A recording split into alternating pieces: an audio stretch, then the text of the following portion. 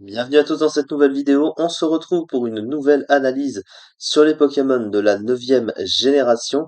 Et dans cette vidéo, nous allons nous intéresser à Terreste, qui est l'évolution de Axolotl de Paldea, puisque Axolotl, Pokémon de la deuxième génération, a obtenu une forme à Paldea.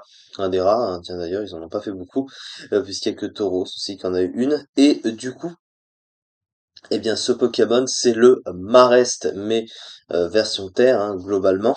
Et du coup, on va analyser tout ça.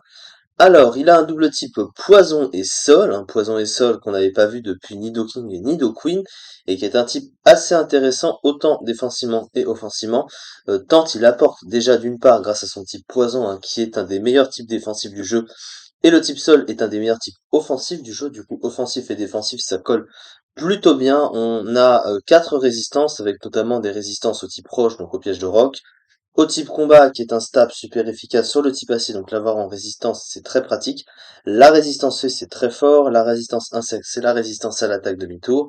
Il a également une double résistance poison, en plus de ça, il peut pas se faire empoisonner, donc immunisé à toxique et immunisé au type électrique, donc à l'attaque change éclair, pour 4 faiblesses, avec quelques faiblesses gênantes quand même dans le lot, notamment au type sol, au type eau, au type glace, et une petite faiblesse psy, donc voilà, ça reste des types gênants, mais c'est quand même beaucoup de résistance à côté, donc il va pas s'en plaindre évidemment. Et offensivement, c'est un double type qui marche assez bien aussi, grâce au type sol qui apporte une bonne couverture offensive au type poison. Et vous voyez, il n'y a pas beaucoup de Pokémon, si tu globalises dans le jeu, qui résistent au combo de stab, sachant que actuellement dans le metagame de la neuvième génération, tous les Pokémon ne sont évidemment pas présents, et ben tu vas avoir très peu de Pokémon qui vont pouvoir venir, surtout au combo de stab. Un des rares, ça va être Gros Drive, hein, je pense, du coup. Donc pour ainsi dire, pas vraiment de Pokémon. Il y a aussi Corvallis. Donc ça fait à peu près 2 Pokémon, quoi, à tout casser. Donc c'est vraiment pas beaucoup. Donc Sol Poison, c'est très fort autant défensivement et offensivement.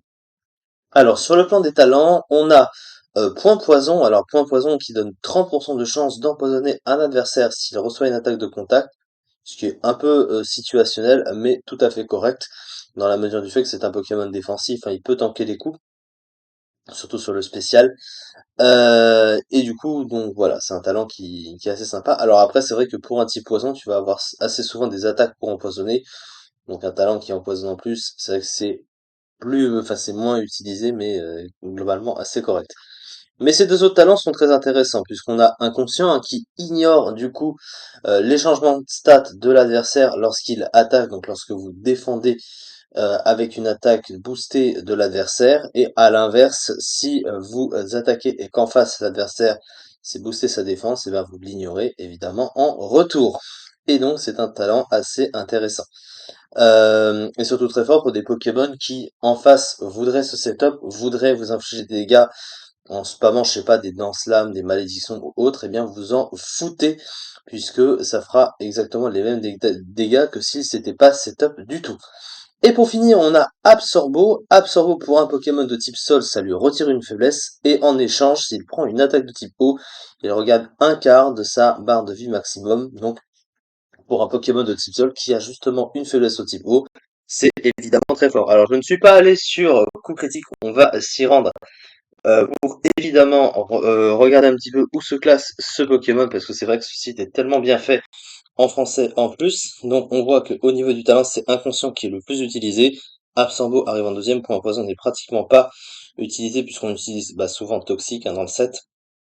Alors sur le plan du move pool, on est sur un move pool très très intéressant, avec beaucoup d'options autant offensives et de soutien, donc ça fait plaisir. Il a les pièges de roc, les picots et les pics toxiques, donc il peut blinder d'Entrée dans le terrain. Il a accès à soins, donc ça c'est vraiment très très fort. Sur le plan offensif, pas mal de choses, autant spéciales que physiques. Donc ça versatilise un peu son set. Il a Séis, Telluriforce. Alors au niveau de ses stats, il tape plus fort sur le physique, donc du coup ça va être plus séisme, direct toxique aussi. Il a pas une couverture de fou, mais globalement quelques trucs. Il a genre Aqua Brèche, Mégacorne, des petits corages sympas pour passer quelques types, notamment les types C pour Mégacorne, je pense. Et bah du coup le reste. en fonction des types qu'il veut passer. Mais globalement, bah, il a à peu près tout ce dont il a besoin, surtout qu'il a le Edgequake, il a le combo Sol Roche. Donc c'est plutôt pas mal. À côté de ça, il a également quelques options de soutien comme par exemple Buée Noire hein, pour retirer les changements de stade de l'adversaire.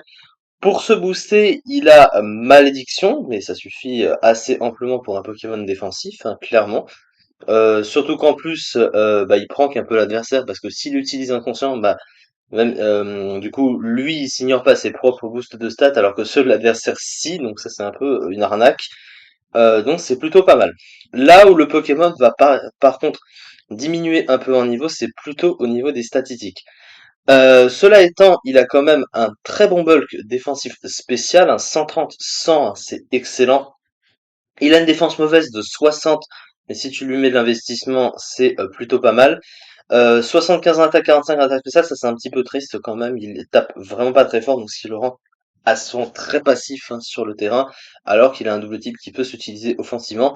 Et il a une vitesse de 20, bah, le problème c'est que Marès a toujours été très très lent en fait. 20 en vitesse c'est très mauvais effectivement. C'est un Pokémon défensif, donc forcément c'est moins gênant de regarder la vitesse, mais ça reste quand même une très mauvaise vitesse, même pour un Pokémon défensif, plus lent que d'autres Pokémon défensifs. Donc encore une fois, quand t'es plus lent que l'adversaire, ça reste toujours plus lent, hein, évidemment. Du coup, sur le plan des usages, eh bien, le Pokémon s'en sort en étant environ à 10% de l'overuse actuel, donc il est encore bien classé. Je pense que, on va dire que s'il n'y a pas d'autres concurrents, il devrait se maintenir à un niveau moyen parce que t'as pas beaucoup de Pokémon de ce genre, un double type très rare du coup et qui apporte de très bonnes choses. Mais si jamais t'as d'autres Pokémon défensifs qui reviennent et qui apportent plus, il risque de se retrouver en concurrence et peut-être de descendre. Pour l'instant, il se maintient un petit peu. On verra si ça dure. Merci beaucoup du coup de m'avoir suivi pour cette vidéo et on se retrouve très prochainement pour la suite des analyses sur les Pokémon de la 9e génération. Merci beaucoup.